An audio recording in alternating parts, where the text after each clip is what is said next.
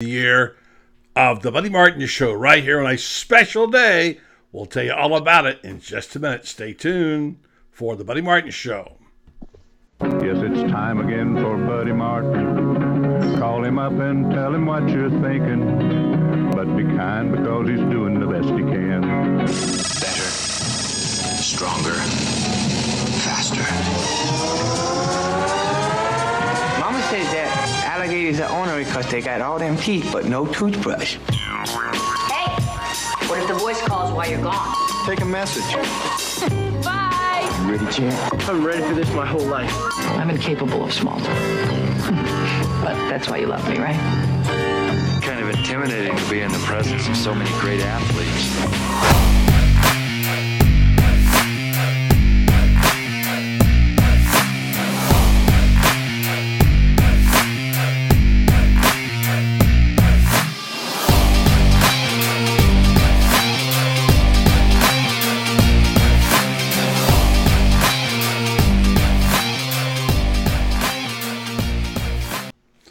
Well, good evening and Happy New Year to you. Welcome to another edition of the show. Standing by, waiting in the wings, the Minister of Information himself will join us in just about 25, 30 seconds. I want to tell you this is a special day. A special day to, first of all, dilly salute the Florida Gators for bringing home what feels like a championship, certainly considering where they were about 3-4 weeks ago. And it was a first win ever over Michigan. Here's dilly to that. It was a way to cap off a 10-win season and a terrific way for Dan Mullen to start his era right here in Gainesville. So, dilly, hello, welcome. Standing by, Graham Hall. We'll have later Franz Beard. We'll deconstruct the season a little bit about what went on and what were the key points.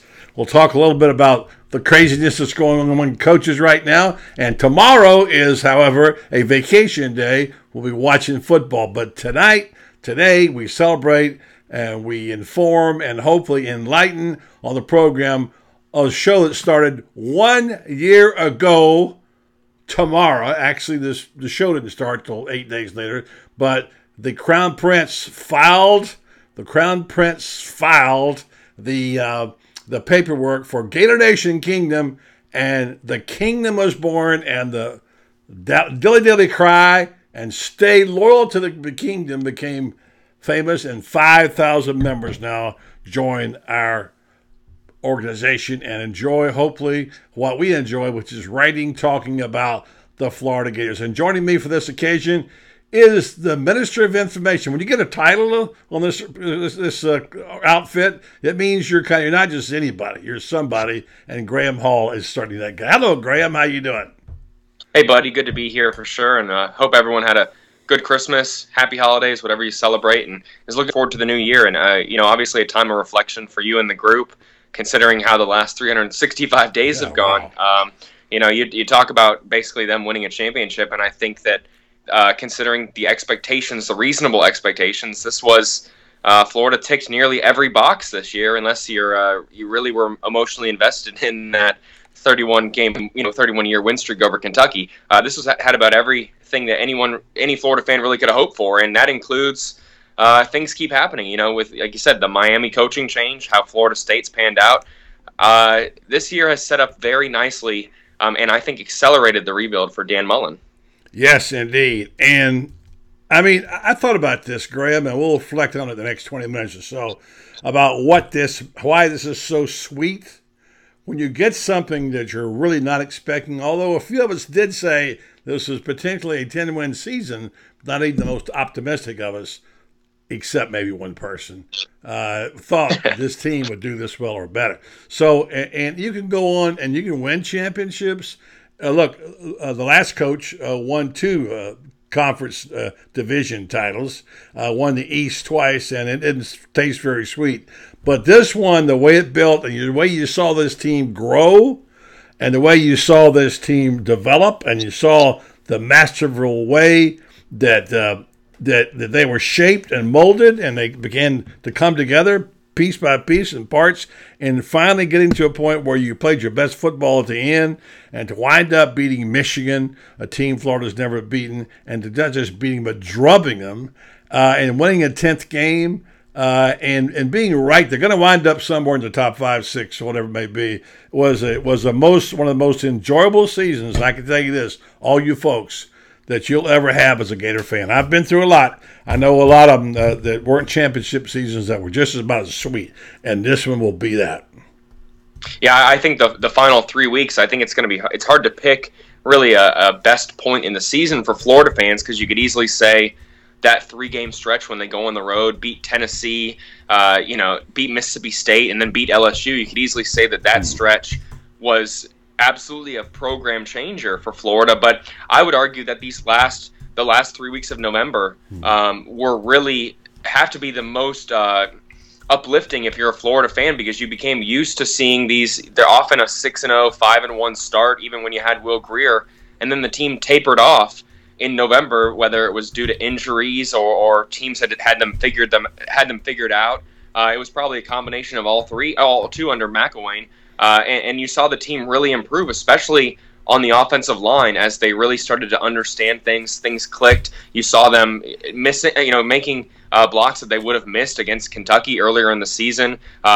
They got much more sound at tackling. I don't know how you would quantify that, but it looked like they were not freelancing as much on defense. They trusted the game plan, and it's easy to forget that even though they had stability in a sense under Jim McElwain, most of the position groups had seen at least 2 coaches in their UF career, and guys like Ciante Lewis were on their 3rd head coach. So to get this much continuity in less than 12 months under one coach, see this much improvement late into the season, is kind of unprecedented under transition coaches, and you can see how poorly it can go. You look at Willie Taggart and already having to hire an offensive coordinator when he was really had kind of flexed that he was going to run this Gulf Coast offense, and now they go and get Kendall Briles, and with Major Applewhite losing the job there at Houston, who's to say that Kendall Briles may not be a candidate at Houston in the next few weeks if Dana Holgorsen, or not Dana Holgorsen, if a few other guys don't work out.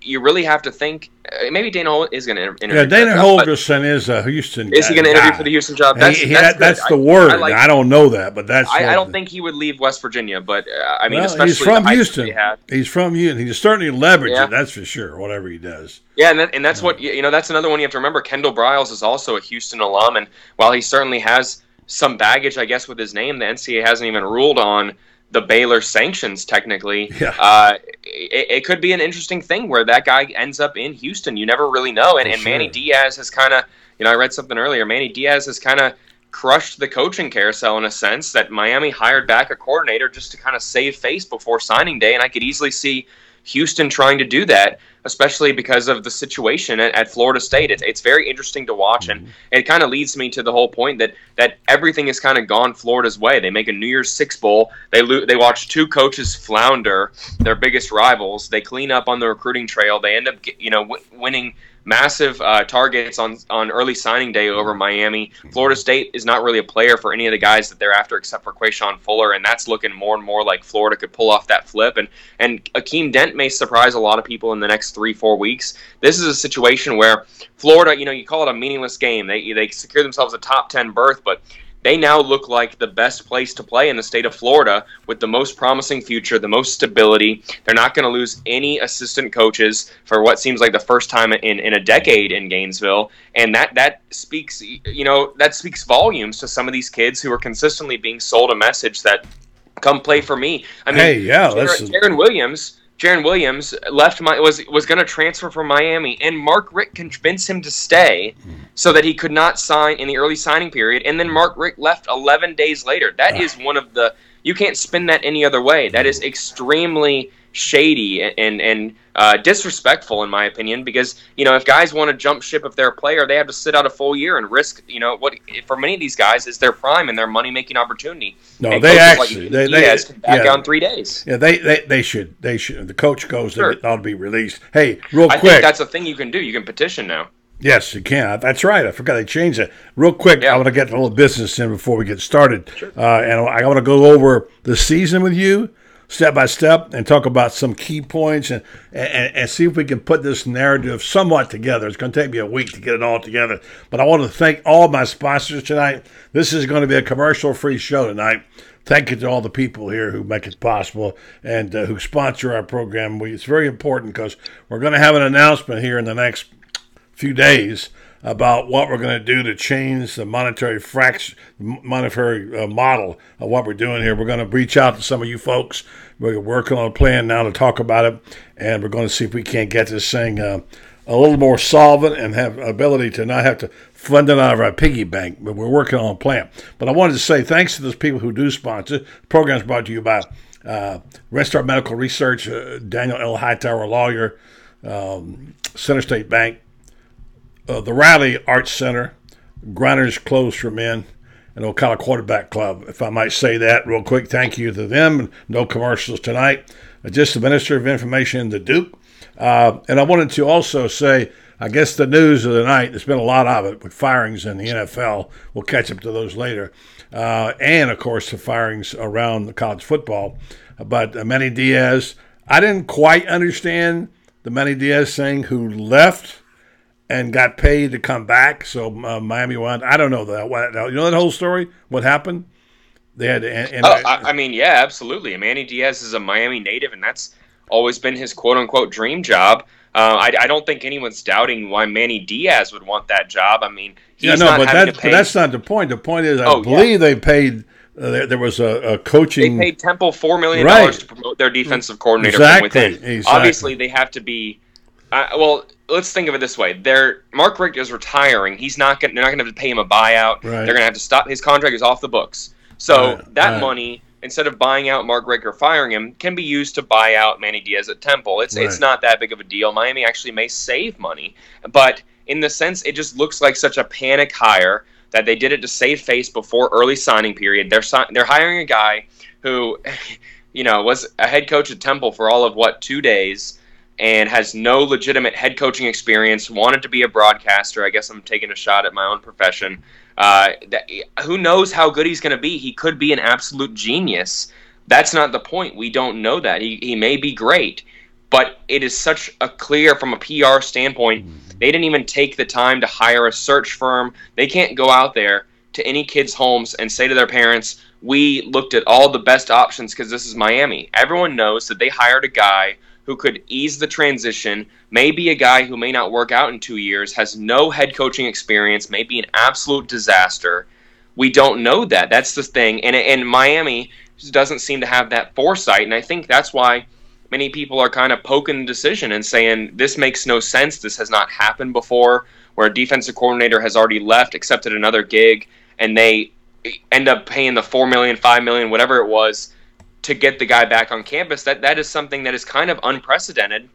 And to see it happen after Miami has just lost 9 of the last 16 games, all of it kind of reeks of desperation. And you're looking out there at those kids that they convinced, 14 kids they convinced to sign early. Those 3 kids, the Lakeland duo dodged an absolute bullet because Mark Richt was going around tweeting, I love recruiting Lakeland. And not even 6 weeks after that, he's telling people he's never going to recruit again. Right. So how can you trust those words? And that's only going to benefit Florida down the line. If they keep this stability, if they find a way to expand their recruiting staff, keep some stability at all position coaches, at least for another year. 1 year of stability, we think that should be common sense, but that is not typical in college football, and it absolutely pays dividends within a year, 2 years, because you're getting guys that you can actually say, hey, he was here last year. Look how Brad Stewart did. Look how Jawan Taylor did with a new coach. They're back, and I'm not going anywhere. And that's a message that you have actually proven to people. And now Miami, by hiring a guy who was 4 days ago going out and saying, I love Temple, let's get it started, signed, sealed, and delivered, he's already kind of dug himself a little bit of a hole when it comes to credibility and I guess even loyalty in a sense, because he did leave Miami, and now we have to tell everyone that I'm a Miami guy all along. This is my dream job, when he just was saying that 4 days ago in Philadelphia. Right. All right, let's get to a couple other things here on the Florida side of things. I want you to go with me and evaluate this whole situation. Talk about first the news about Chik-fil-A. Surprised. How much does this hurt Florida? What's the thing they do now? They got a couple young guys coming up. What's your take on the whole Polite thing? Do you think he was going to stay? Oh no, he absolutely had to leave. You look at projections. People even say, Dan Mullen has even said himself, if you're not a first round, if you're not projected to go in the first round or the early second round, you should come back and stay in school. Well, Ja'Kai Polite and Jawan Taylor were pegged by certain draft analysts, and they usually have a good pulse on how people feel. And obviously, the combine is going to change a lot of stuff. Like for Chauncey Gardner-Johnson, that guy's going to eat at the combine. But Ja'Kai Polite and Jawan Taylor are already getting first-round grades from guys, and they're athletic guys who could only see their stock go up.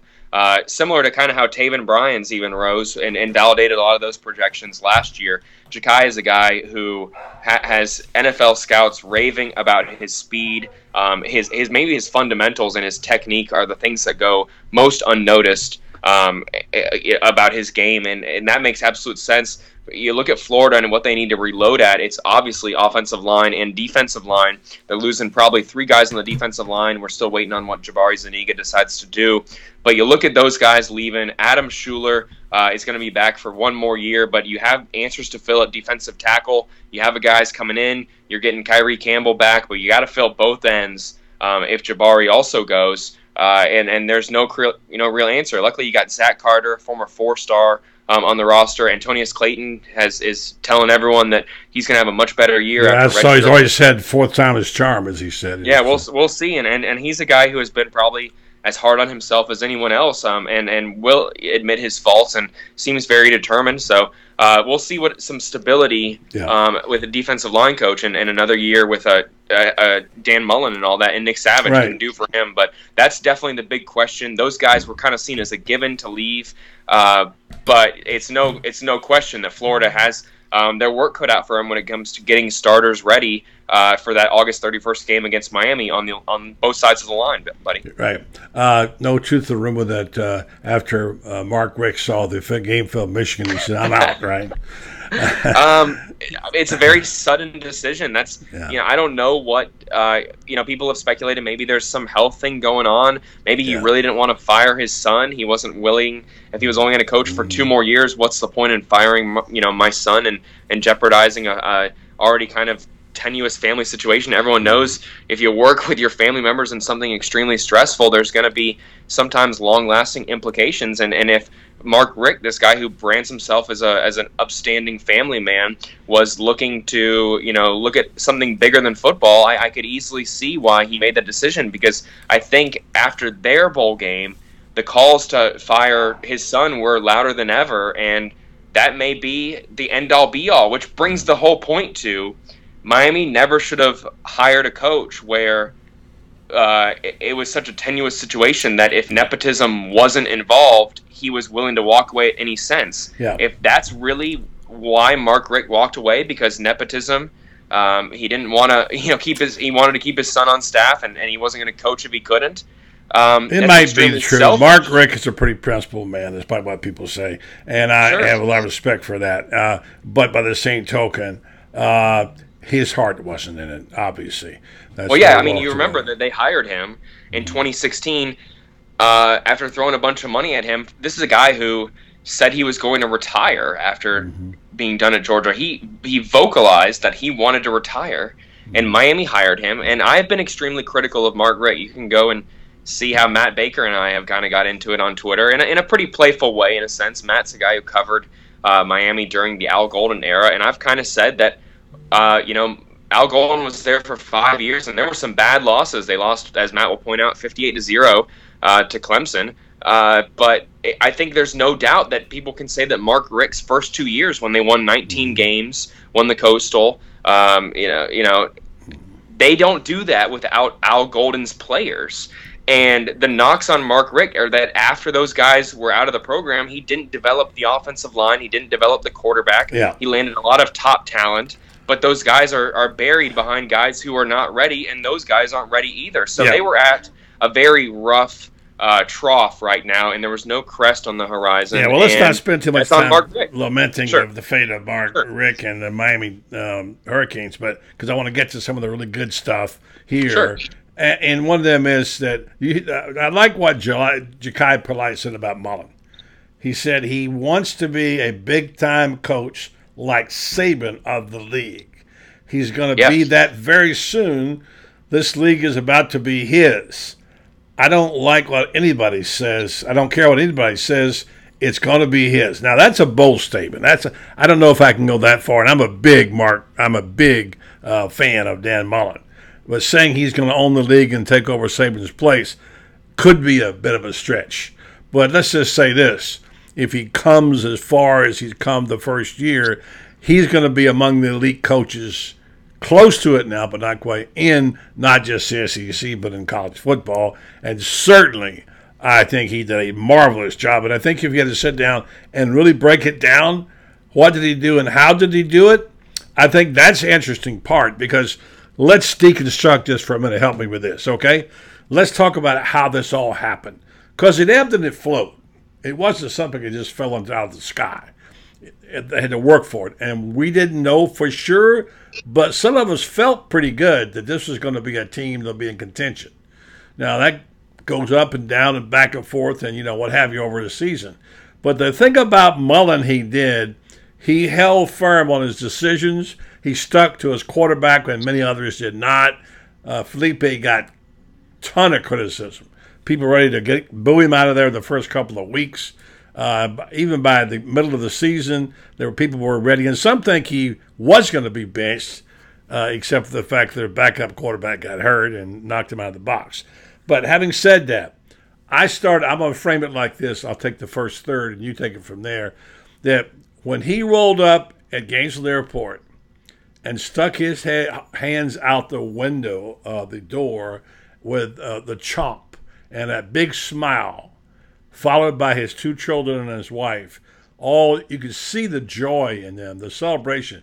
He was happy guy to be there, and right off the bat, McElwain was exposed as the guy he was, who was a sourpuss and not making good of a situation that he could have. And I think that Mullen showed what attitude can do when it starts to the top. And you take it from there, and you start from his mentality. He was going to make his quarterback choice when the time came. He would make it. He had a lot of unknowns. Everybody wanted to know what's the offense going to be like. What, are they going to be able to move the ball? And, of course, they come out and blow out a poor Charleston Southern team. And lo and behold, the hiccup comes after Colorado State, which is, of course, the loss to Kentucky. First time in 31 years, and you could hear a few grumblings in the background. So off we go on what looks like a very, very hard to diagnose season. What were you thinking about Graham Hall at that point? Well, I was thinking that the phrase gradual improvement was going to be more used in this year. You look at them having 19 of 22 starters coming back. You look at the favorable schedule. Like you said, a lot of people, many of us, myself included, I predicted Florida would go 9-3. Thought that this would be a very advantageous situation for Mullen to get the confidence back, get some wins back. But I don't think anyone would have seen this steep of improvement. I think that many people thought it would be more gradual. People saw Felipe Franks improve. You saw him say after the win over Michigan that he audibled into that quarterback sneak on the goal line to score. That's something he probably wouldn't have been capable of even 6 games ago, let alone last season. And you look at the offensive line improving. You look at even how the running backs have improved in the passing game. LaMichael Pirine has come a long way from, I guess you could even call it his field vision, because he's got great ball senses, but the guy has more downfield vision, and that's how they used him in the passing game. And adapting and familiarity with personnel. You look at Kyle Pitts, was clearly not going to get much work with the tight ends this year. So in order to, prepare him for the future, they have him working with the wide receivers. Those decisions, those little decisions that were made in spring to reassess the personnel, Mullen not looking at the personnel when he got here, like you said, trusting the quarterback, saying from day one, not saying things like you said, McElwain came out there and said, I think I could win with my dog at quarterback. Right. And Mullen comes out there and says, Felipe Franks and Emory Jones are 2 years away, maybe more. The differences in honesty and realism that was given by Mullen was fresh, and it was very refreshing, obviously, for Florida fans who kind of been sold fool's gold and told that it was worth more than it really was. And that was the big thing. I've been saying a lot that it's extremely rare to hire a head coach with 9+ years of head coaching experience in the SEC, especially one who served as a coordinator on two championship teams, and was still younger than their previous hire. Dan Mullen was 46 when he got to Gainesville, a year younger than Jim McElwain was. And that showed when he got off the plane. That confidence, that unwavering confidence, was initially why people at Florida were hesitant to hire him back. They thought that they confused it for being cocky and a little bit smug. That was certainly something that people said about Dan Mullen as he approached 35 and grew. But it's very clear that he's a top 5 coach in the SEC. But it also shows how cyclical and on a year-by-year basis we have to evaluate college football. If you had told me 2 years ago, or even 6 months ago, that Dan Mullen at Florida would be held in higher regard by the university that employs him than guys like Gus Malzahn, I would have been surprised. I would have been shocked at that. But that's what we're seeing every year. But he was there. He was doing it the whole time at a different level. People said, "Well, he had to run at Mississippi State." Well, no wonder he didn't have Alabama's talent, for crying out loud. So, but he was winning. Hey, I got time for one more. I want to get your overall analysis of the quantum. Is this going to be a quantum leap? Has Mullen capable now of moving it all up to the competitive spaces occupied by the top teams? Or are they still a year or more away from being able to compete for an SEC championship? Well, that's obviously going to determine a lot of factors. Georgia may have to make some coaching changes for assistant coaches. We're going to have to see what happens at Alabama for sure. Obviously, they're reloading, but things can change. One of these years, Saban's not going to hit on a quarterback. It's very interesting. I don't want to say that Florida. They're probably right on the cusp of competing in the SEC East. I still think that Georgia is the team to beat, but it's kind of the same as last year. They're returning a lot of guys, but they also have big question marks. The game is determined not by your quarterback and your cornerbacks, but by your line. And Florida is going to probably have to replace 7 of 10 guys on both sides of the line, and there's no guarantee that those guys are going to be anywhere near, at least not at first. So you look at this year, they had full offensive line coming back, guys who've had double-digit starts under their belt, and they looked abysmal against Kentucky. Yeah. There is no guarantee that those guys, despite a second year in the program with John Hevesy, despite having redshirted and stayed healthy and all the other factors, there's no guarantee that Florida is going to be improved in the facets that matter the most, that don't show up in the stat sheet. And until we see spring ball, until we know who the starters are, until we see Brett Heggie, not to knock him, go through a full spring practice where he can actually get the new blocking scheme fully under his arsenal, so to speak, you really can't say that this team is going to be better. But certainly there are more promising factors. You're getting back Marco Wilson. Your cornerbacks are going to be great next year. Your safeties are all coming back, and they certainly needed the work this year. But you have a lot of promising pieces. Jawan Taylor looked good. Brad Stewart looks good. Sean Davis. Those guys look really good. Donovan Steiner. The wide receivers are basically all coming back. We don't know what Van Jefferson's going to do. But you got Jacob Copeland, who barely played. This is a very promising team coming back next year. But until we see both sides of the line, I don't think anyone can say one way or the other, because how good they are up front and at stopping the run is going to determine if this team is at the end of it when we're looking at going to Atlanta for the SEC championship game. All right, good stuff, Graham. Happy New Year to you, my friend. Take care. We'll talk to you again next week, and all the best. Thanks for your time, my brother. Thank you. See you. All right, there's a guy who was there not from the beginning, but not too long after, became one of our favorites. He is the Minister of Information. He brings a lot to the party. We're going to talk a little bit more about the deconstruction of this Gator season. What were the turning points? Who were the 2 or 3 people that I mean, stop thinking about this. The quarterback who was almost run out of town was the MVP and scored, 41 points the last 4 games? And this is in just the last few weeks. So I think you have to stop and think about the fact that there's two good stories. We're going to talk with Franz Beard about it.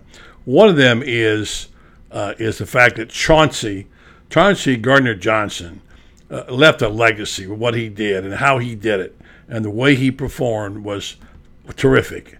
And I wonder when I talked to her on Saturday after the game that Dell was so excited and so happy because she had a right to be. Because not only did he have the game of his life, he also was the MVP of the defense, and put a stamp on that game as that will be forevermore revered for what he did. And of course, who was the MVP for the offense? The much maligned quarterback, who some people wanted to bench a long time ago. I don't think Franz Beard ever wanted to bench Felipe Franks. We thought it was going to happen, but it didn't. What would have happened if his backup had been able to play at the time that he was probably going to be pressing the action? But today's the day to be celebrated because we're celebrating the birthday of the Gator Nation Kingdom. Dilly dilly to my friend Franz Beard, who joins the program now, who's been here from the beginning and brought us some great stuff. And also, it's a celebration of the Peach Bowl champions, to be exact. The Felipe, I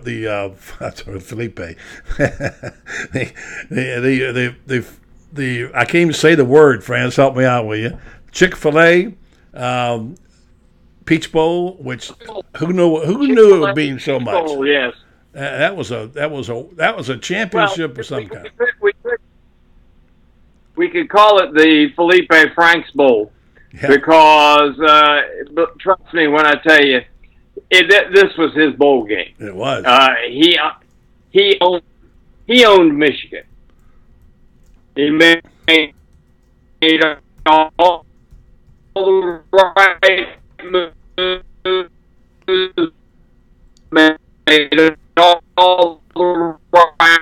Franz, let me call you back. Franz, about a kid that Franz, yo, Franz, you're breaking up. Francis, which is I can't get you to listen. Hello, had to be. Francis, you're breaking up on me. I'm gonna have to have you call me back, or I'll call. You want to call me back on this number? Can you do that? All right, let's see, get Francis to call us back because he's got a bad connection of some kind. Let's see if we can get that. Francis, did you hang up and call me back? Call me right back.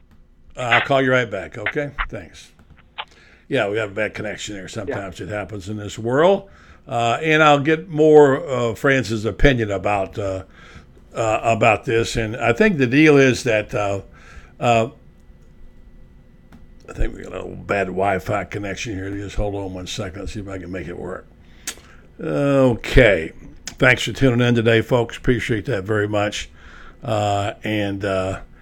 It's time to celebrate a little bit. We're starting early because we're going to have an all-night celebration. Of course, that for me involves cookies and milk at 11 o'clock at night. I'm not one to party all night like I used to as a youngster. But let's see if we can get. This is Franz calling back. Let's see if we can make this happen. All right, let's see if we can get the Duke. I see he's calling in. Let's see if we can get him up on the screen here in a minute. We'll wait and see. Looks like they're playing games. Lots of people are on Skype tonight, and lots of people are out about and partying. So let's see. Let's try him again.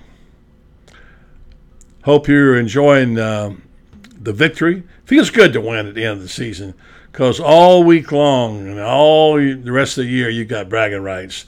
And now you got that Miami game coming up, which doesn't look like it's going to be quite so fierce. The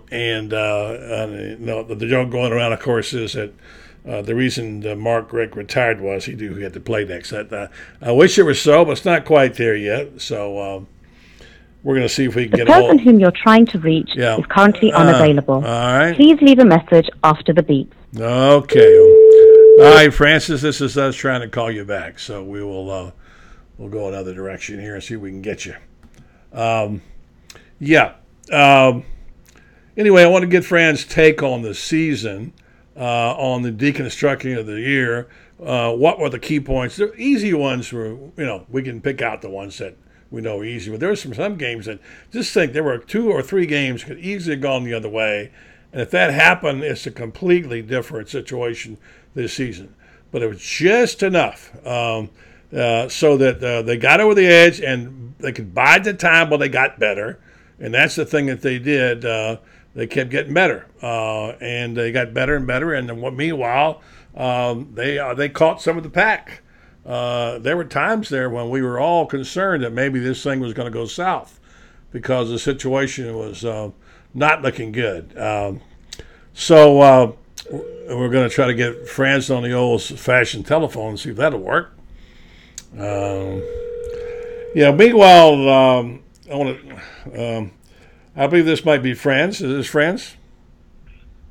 Yes, it is. All right, Franz. We couldn't get you on the other way, so we thought we'd go the old-fashioned way on telephone. We were in the middle of having a conversation when we got shut down by the Gremlins. Let's talk a little bit more about this season and how it turned out so favorable. And you and I were two of the more optimistic people, Franz. And we had our doubts at one point in time. I know you did, just like I did. I was beginning to go getting beat down by the naysayers, so maybe it is time for a quarterback change. But somehow Felipe always seems to do just enough, doesn't he? I don't know if Franz heard me or not. Well, it's one of those days. Franz, if you can hear me, call me back on my phone, all right? We're not just having... Anyway, so... we'll walk you through this when we get Franz back here, and I wanted to talk with Graham a little bit about where they were when they started off. We started when Dan got off the plane, and Dan was smiling, and then his wife came right behind him and his 2 children, and there was just a mood change. It was different. And Dan I'll never forget that day of seeing Mullen chomping his way off the airplane, and seeing it. The whole attitude changed. We just gone through so much negativity that that it was difficult to think about what life would be like. The person whom you're trying to reach is currently unavailable. We see you. Please. And I guess the McElwain ending was so bad that we were all somewhat in a downer mood, thinking maybe the life was going to get better. I mean, after all, let's face it, when he won the SEC East and 2 years, we thought, well, this program's not far away, and then just all collapsed. All right, so fast forward now, and maybe France can call us back if possible.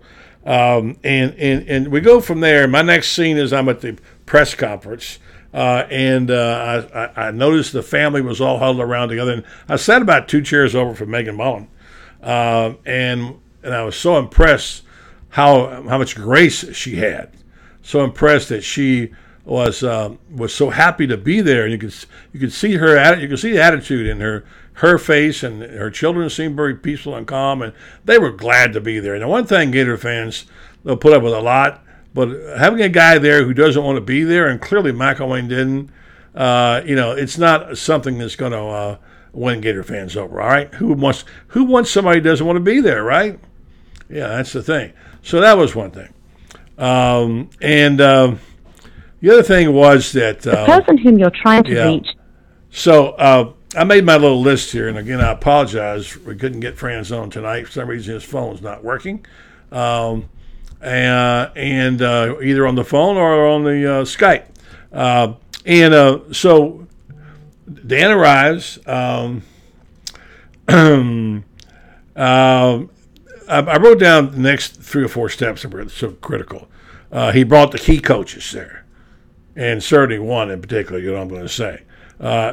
He got him in, and they made a commitment to develop talent. And they made a commitment to be patient with talent.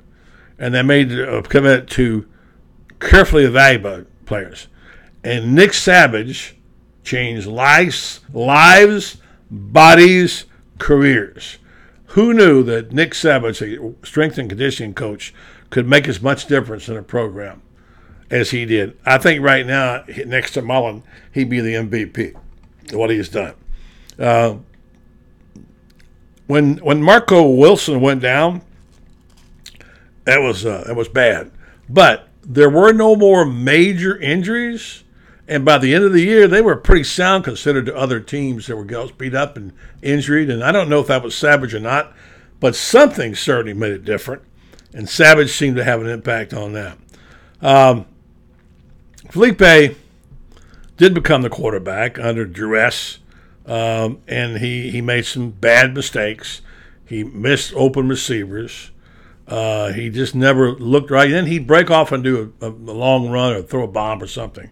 So unpredictable. And Gator fans became so frustrated about Felipe.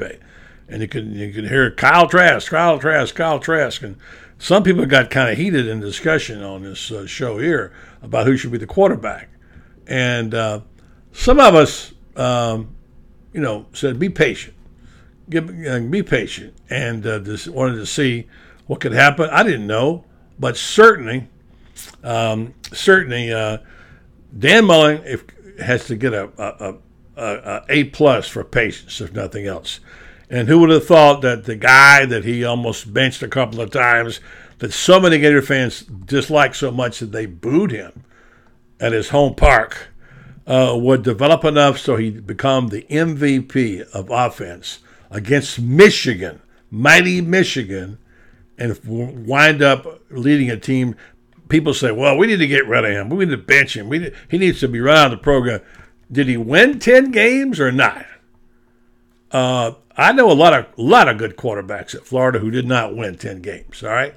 So I don't want to be a Felipe apologist, and I never did try to be, but give the kid a break. He's 6'6", 240. He's got a good arm. He's got good wheels. He's still a puppy. He's still learning. I think he paid dividends. And Mullen's dividends, patience paid dividends. So you take that. Now you fold in the recruiting year. Everybody can say, well, it wasn't a very good recruiting year. But you didn't factor in people like Grimes and Jefferson and that bunch, the guys that transferred there. And as they began to get better and better, they became more and more evident. I think this is Franz called in. That Grimes and Jefferson were going to be a big part of this and turned out to be a part of this. And I do believe we got the Iron Duke back. You can't knock him out. Franz, are you there? I am here. Oh, my friend. Glad you could make it back. Well, thanks for hanging on there and trying. Are you calling back? Are you still there? Are you there, Francis? I'm still here. Okay, somebody keeps calling. Yes, I am. All right, so Franz, we're deconstructing the season, and we're about halfway through, and we're going to get to that. But I also want to get to the point of where we are as a group of people in the Gator Nation Kingdom. You've been such a big part of this. This has been kind of a remarkable thing too that's happened here in the last. And tomorrow, by the way, will be the 1-year anniversary of the formation of the Gator Nation Kingdom, and the battle cry, Dilly Dilly, was born. And by the way, here's another toast to Dilly Dilly out there, Gator Nation Kingdom. And so Brendan couldn't be here tonight. He was out of town, and he just wanted me to tell everybody thanks for everything. Thanks for your support. He's going to be back here in a couple of days. He's excited about putting some new things together, and we'll have some announcements to make. And he just wanted to say, be sure and tell everybody, even though this didn't officially start till like the 8th, isn't that the day of the championship game, the 8th? The first broadcast was the 8th, I believe. You still have. We started the formation of the Gator Nation Kingdom was the 1st of January. So it is tomorrow officially 1 year, Francis. Well, it is, and it's been a good year because we've seen more than 5,000 people are members here. And, oh yeah. And this is something we predicted all along, that we'd get to that total, and it's going to be far more than that. People want honest opinion, and they want something more than just the typical stuff, that you get in the newspapers. It's the newspapers. Once you've read one, you've read them all, because of the fact that everybody gets the same information. They ration information. I think France is having a tough time with this thing. He's calling back again, see if we can hook back in. Yeah, it's got a bad connection tonight. You there, Francis, again? All right, France, are you there? We're just not going to be able to get Francis on here on a regular basis. But back to Francis' point, if he gets back on. Ration players. Yeah, something wrong. I'm back again. All right, go ahead. Media relations suck at the University of Florida. And unfortunately, that's kind of the way it's going. It's trending throughout the country. And I don't know what it is. I think it has everything to do with the fact that ESPN is such a monopoly now. And ESPN gets everything it wants. And the rest of us, have to scrounge for little bits and pieces and stuff. The one thing we've been able to do is we've been able to give honest opinion, and it's based on years of experience. The way it goes now, since everybody's getting the same information, it doesn't do the newspapers any good to hire somebody and pay them a good bit of money to come up here and be the University of Florida beat writer. Yeah. It's going to keep happening tonight. We'll see if we can get back in. Yeah. Folks, I'm sorry for this, but this is one of the this is probably the worst night we've had on Skype in the year we've been doing it. So it just happens to be tonight that we're getting it. So France will come back and forth as he fades in and out, and we'll keep going. I'll be going down. While we're doing that, I'll wait. I want to continue on the narrative of where we were. And I was just talking about Jefferson and Grimes becoming key parts of the offense. But this is not yet. And the loss to Kentucky was stunned. How would Florida react to that? Would they fold their tents after 31 years of winning? They responded by winning 5 straight games and winning some big games. And on that streak, it included Tennessee and Mississippi State, LSU 6-1, and so now it was phase 2. Now what's going to happen? And the one negative positive that didn't work in the end, but that was, I say, negative positive. Florida played some of its best football in a losing game on a goal line stand. When they were down there, they had counting the penalty, I think they had 8 snaps. 8 snaps and kept them out of there. Didn't let them score, and then Florida winds up, unfortunately, fumbling the ball in the end zone. So and from that moment on, and the University of Florida had to struggle, because losing in that game against Georgia after that goal line stand, the last 10 minutes of the game, it took the gas out of them, the steam out of them, and that was a defeat that really, really, really rung the bell. And it was evident the next week when they played terrible, their worst game of the year against Missouri, and you think, now what's going to happen? I think I got France back, do I? I do not. Yeah. Oh, hell yeah. I'm listening to you just then, and yep. Can you hear me? France, I apologize. You want to call me on my... Why don't you call me on my phone, France? This is getting there is a poor network connection. Yeah, tell me about it. Somebody's got one. So it keeps reconnecting. France, call me on my cell phone, okay, please? Call me on my cell phone, all right? Okay. All right, thanks. Yeah.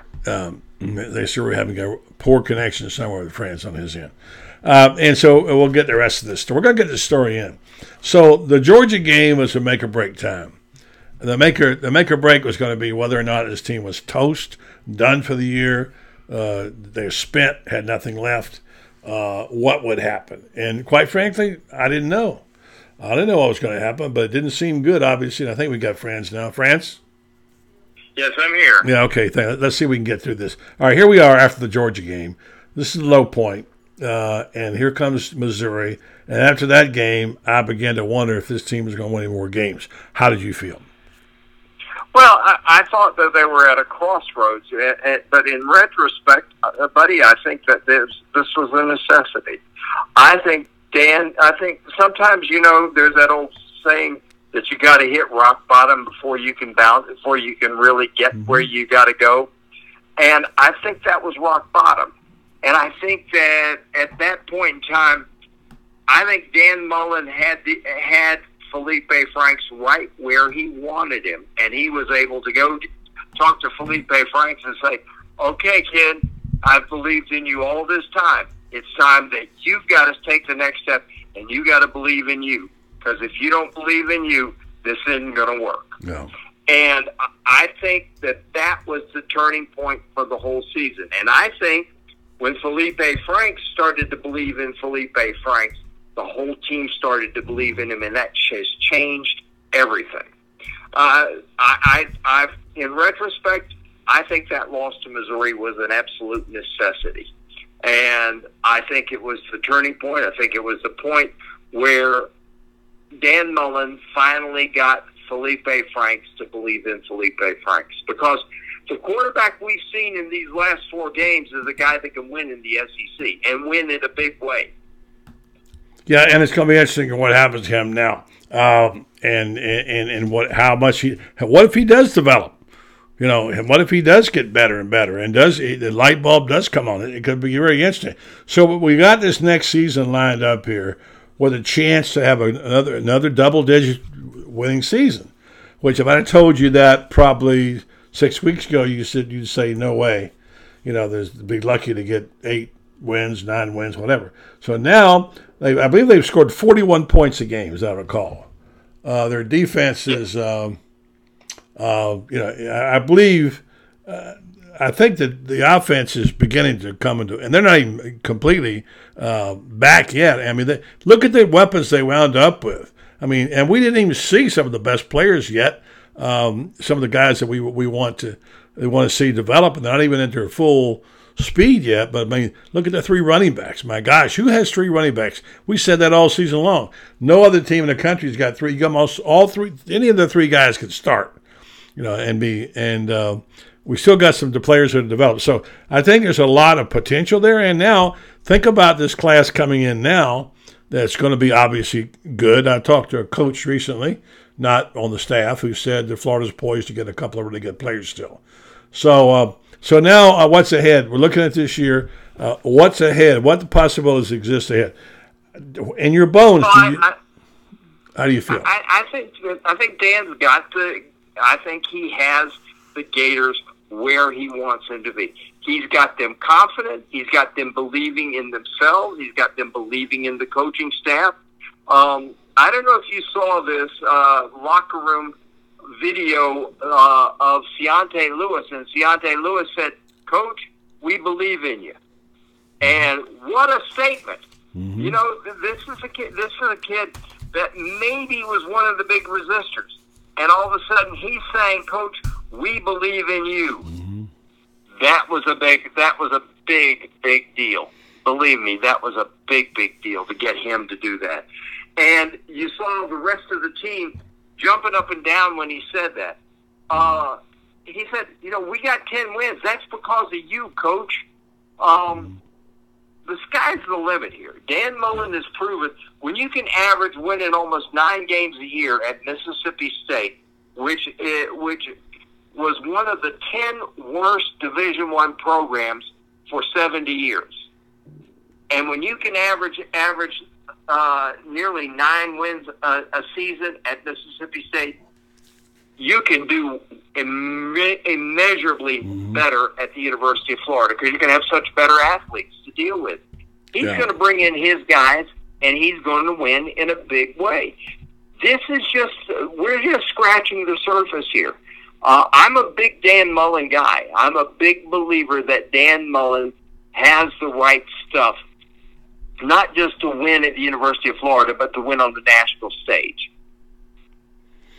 Here's the quote I liked from Ja'Kai Polite.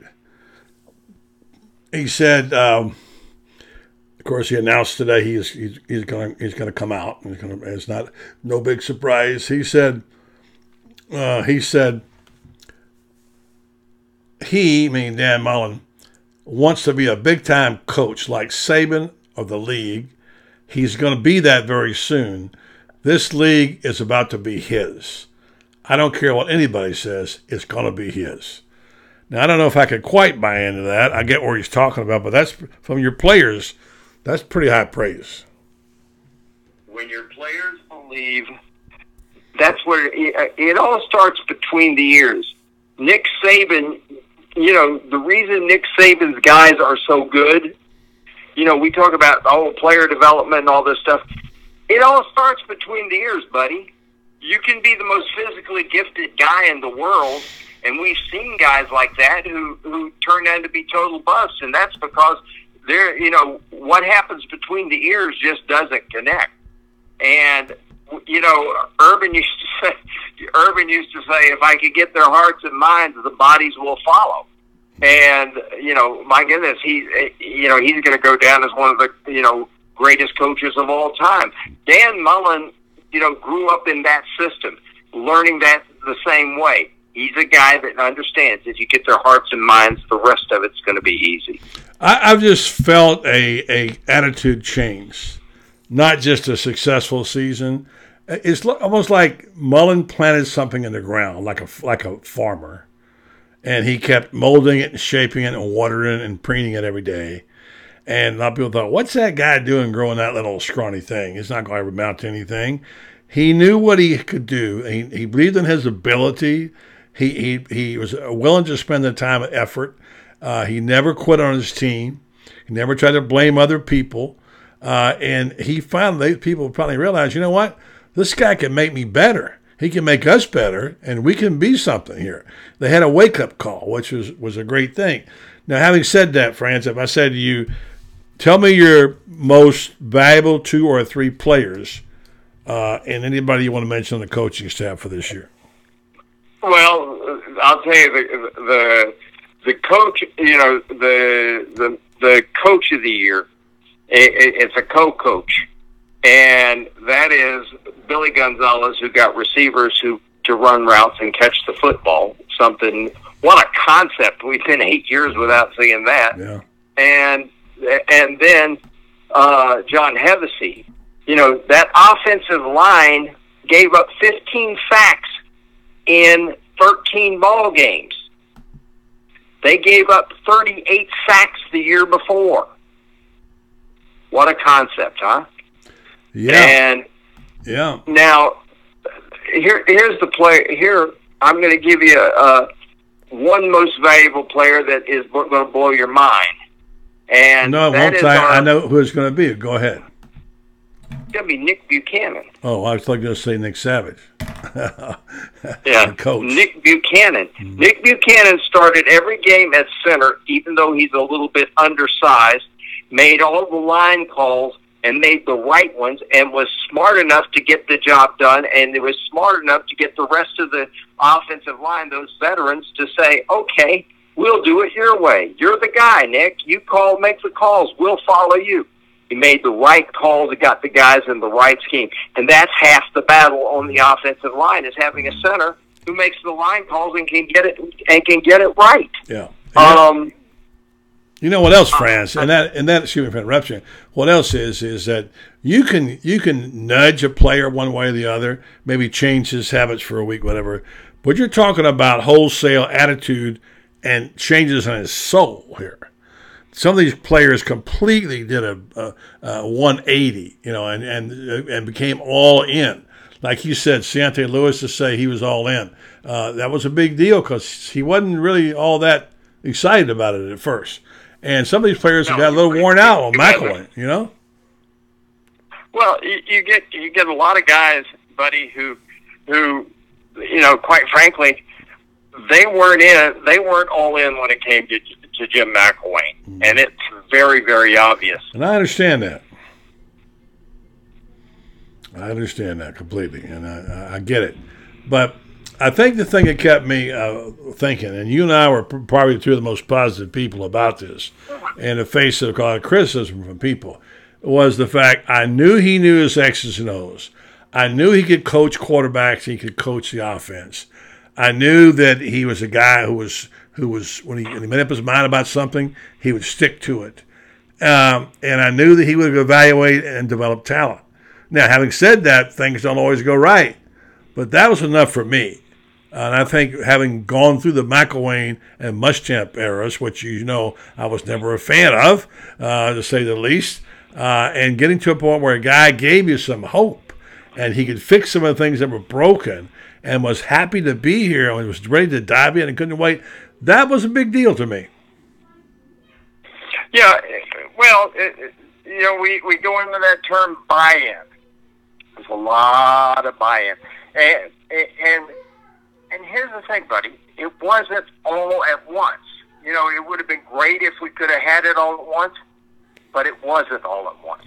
And it's never going to be all at once. Sometimes there are guys that'll just jump right in.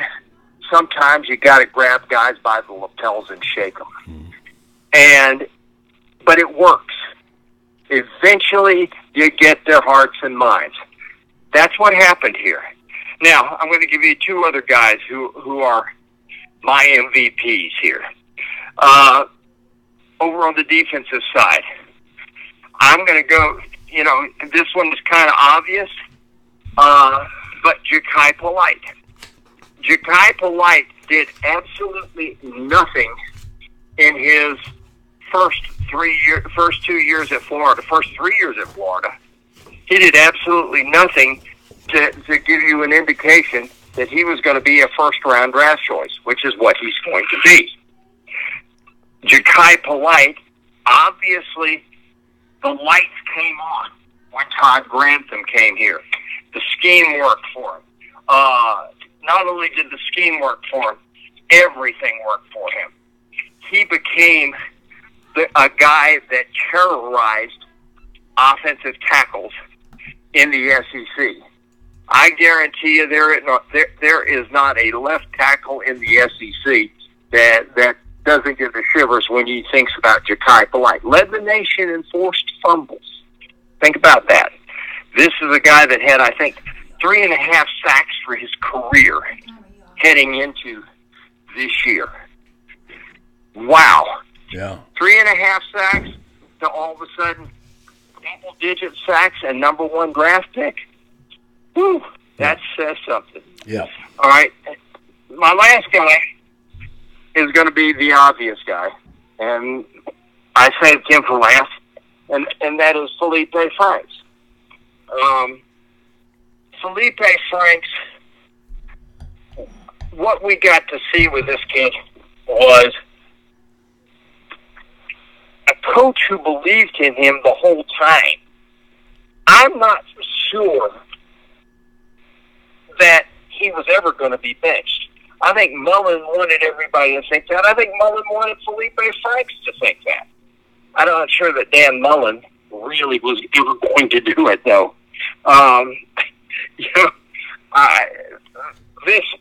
This was one of these moments with that everybody's anticipating that Kyle Trask is going to get the start here.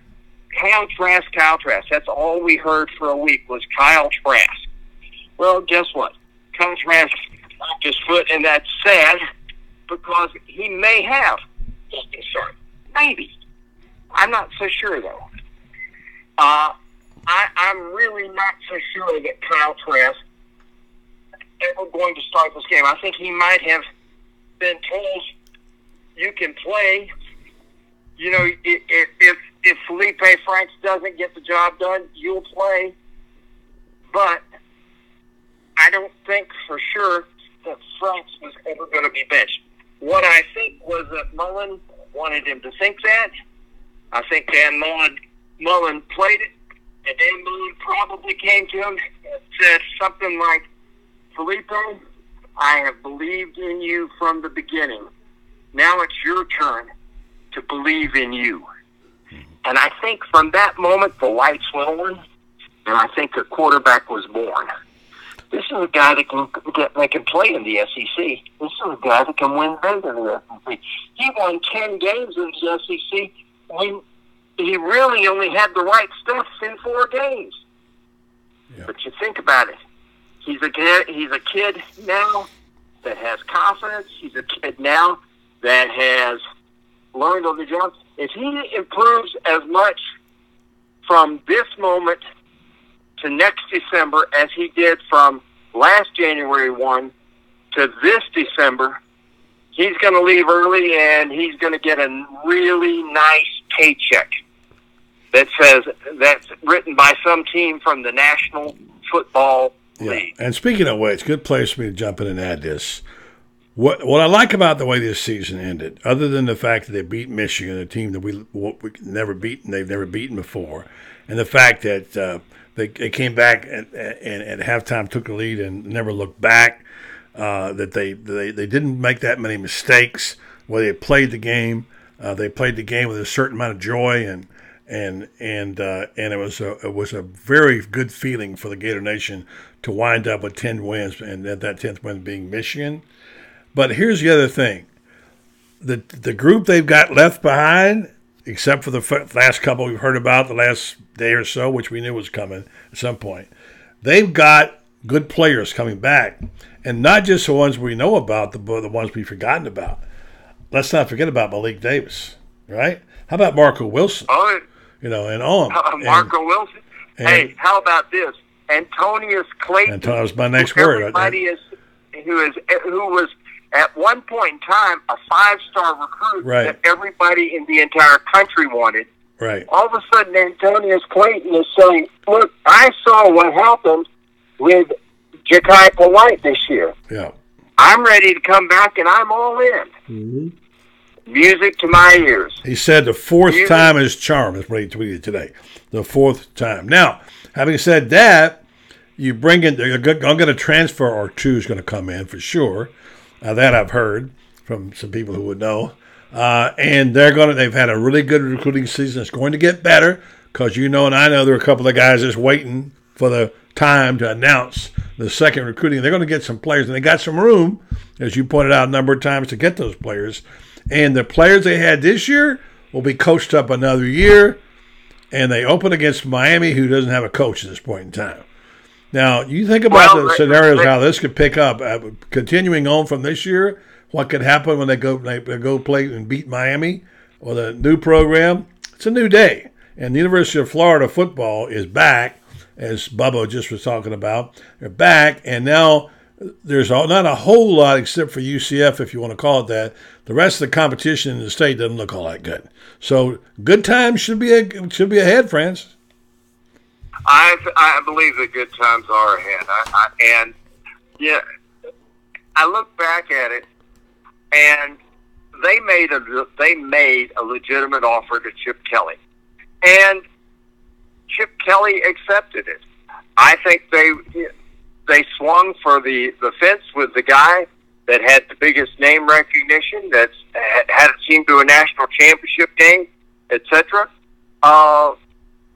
Dan Mullen was prepared to be the next head coach at the University of Tennessee. And then, all of a sudden, Chip Kelly... Well, he turned it down. Yeah, he reneged on an agreement. No, I mean, Mullen turned down Tennessee. But the door was open. Yeah. What can you say? The door was open, and the right... timing's everything. Timing is everything. And at the right time, at the right place, the right coach stepped in. Yeah. And now we got a coach that's in his 40s that loves being here, whose wife absolutely loves being here. And I got to tell you something that I heard from a couple of really good sources this weekend. This football team absolutely adores Megan Mullen. So, by the way, so do I. I was told this by somebody who knows that if Dan Mullen announced today he was going, the team would vote and say, "Dan, you can go, but you got to leave Megan." Yeah, yeah, she's great, Mama Mullen. She does her thing. Yep, and all you got to do is ask one Dakota Prescott about what kind of team mom she is. Mm-hmm. Yeah, he would be residing in Dallas these days. And by the way, friends, as someone points out, we'll close with this. Don't forget, Nick Savage gets these guys another year, and or two. So. Yeah, now that's probably the last point I want to make.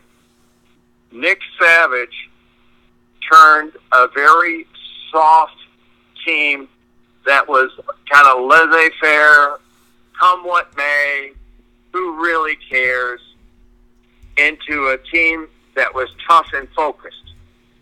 And that's another thing that didn't happen necessarily overnight. The foundation was set overnight, but the toughness didn't come overnight. The toughness took time to develop. These guys had to be able to lick some wounds, to be able and to just look in the mirror and decide, am I going to sit here and continue to be wounded, or am I going to become a football player? Am I going to become a tough guy? Am I going to, there's that old saying, buddy, paybacks are hell. Mm-hmm. And some of these guys had to lick their wounds. They had to take their lumps. For example, in that Georgia game and in that Missouri game, there are guys that had to look at themselves in the mirror and say, you know what, I know something? This feeling sucks. This losing sucks. I don't ever want to feel that way again. Somebody is going to pay for my bad feeling. And we saw that in the last 4 games. People paid the price. Yes, and Francis, with that, we will say now we will be off tomorrow, and then we're going to get into some serious conversations with the Crown Prince. Will be back in town, another person or two, and we're going to map out some plans and ask for the help of the Gator Nation Kingdom. I'll put it like this. This is what Dan Mullen said how the season started for his Gator football team. They walked in the door, and Nick Savage said to them, here's all you need to know.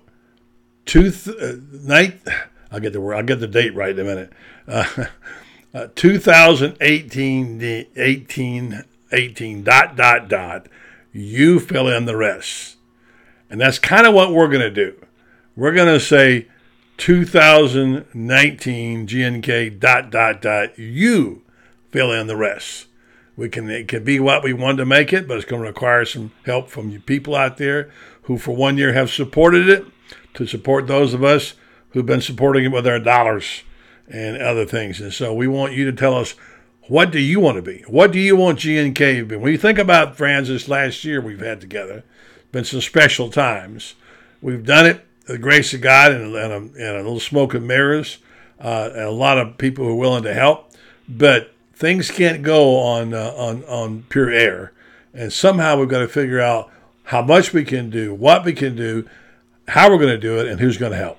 Those are things to think about the next 24 hours, 48 hours, because when I come back, I'm going to open up some dialogue, and not all of it's going to be that pleasant, by the way. It's a question. Who's going to answer the question and how they will be answered? When you think about the last year, it's taken a lot. It's going to take a lot to keep rolling. So I'll just leave that with everybody, friends. We'll talk about it again later in the week. You have a good week. Happy New Year tonight as we ring out the old and ring in the new. And thank you. Happy New Year, buddy. And thank you for all you've done. Yeah, appreciate everything you've done, friends. Well, thank you. And it's been a lot of fun. And I would like the fun to continue. I think we all would. I would, too. I would certainly like to do that. So, all right, Francis. Thanks a lot, buddy. Sorry for all the problem we had with we used to say AT&T, but it might be anything now. So, all right, take care. All right, thank you, friends. Franz Beard, checking in for a nice long session there. like we say, the Iron Duke, he always brings it. He always brings it, and we do appreciate that. So, with that, we just want to once again say, raise our glasses up and say, dilly dilly to all you, the friends, and to people like Graham and all you folks out there, and the people who make this what it is. And I'm sorry I missed a lot of you tonight. And if you're still around and you're you're going to be around for a while, raise your glasses up for the team, and have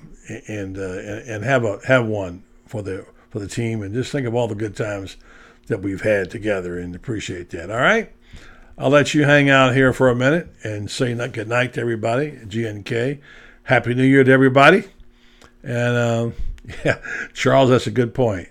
This show brought us out of the darkness a year ago. Good, really well put. Really well put. That's a good way to end the program, is for sure. It brought us out of the darkness, and people were ready, weren't they, to spring forward. And it was just it was something you couldn't really even design. It had to kind of evolve, didn't it? Because it just happened, like you said. For those of you who don't know the story, we won't tell the whole story tonight. We'll just say that it was time for something like this to evolve. And we know the airport story. We've told it many, many times. It's become legend. It'll be part of the legend in the future. It'll be one hopefully that's told for generations to come about how this all came about. And a lot of people made it happen. I know the Crown Prince is sorry he can't be here tonight. And he is, without him, we wouldn't be here. There's no question about it. He believed in a concept, and I'll never forget that. He said, we need to come together. We need to come together, and we need to start pulling together, not have all these factions, and we've got to all pull for the same thing and try to get together. And why are we fighting among each other? We're not the enemy. And so, yeah, that was the vision that Brendan said. That's all we should be pulling for with each other together. And life changed for us, didn't it? And so we were able to make something happen there. And all right, so I'm pausing for a minute here so I can get this up and get it to work. And if I can, we'll see if we can get to play, and then we'll be able to get out of here at a